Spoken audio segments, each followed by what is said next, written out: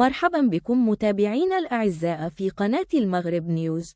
نحييكم أينما كنتم، ونوافيكم دائما بآخر المستجدات من قلب الحدث بكل مصداقية واحترافية. خليك معنا لمعرفة تفاصيل الخبر.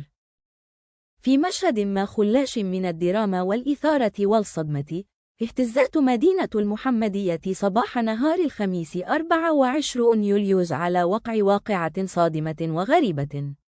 شجاعة فتاة صغيرة كانت السبب في الكشف على جريمة احتجاز داخل شقة سكنية، جريمة كانت ممكن تولي كارثة.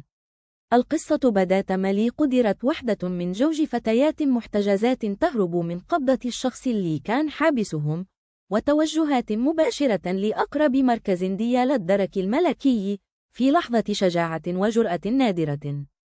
الفتاة دقات ناقوس الخطر، ومن بعد تبليغها تحركات فرقة خاصة من الدرك الملكي مدعومة بالقوات المساعدة وعناصر الوقاية المدنية، فتدخل عاجل وسري ومحكم.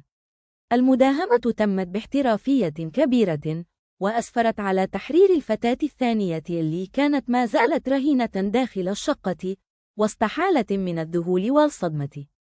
أما المتهم فكان داخل الشقة وتم توقيفه في الحين، ووضع تحت تدابير الحراسة النظرية بأمر من النيابة العامة المختصة، فانتظار تعميق البحث والكشف على كافة تفاصيل وخلفيات هذه الجريمة.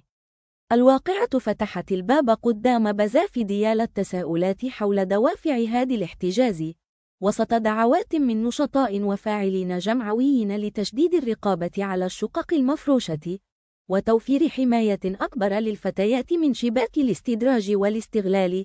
دبوس مستدير الصوت يختم بجملة: تقريرنا غادي يتابع المستجدات عن قرب، وسنوافيكم بكل جديد فور توفر معطيات إضافية من التحقيق.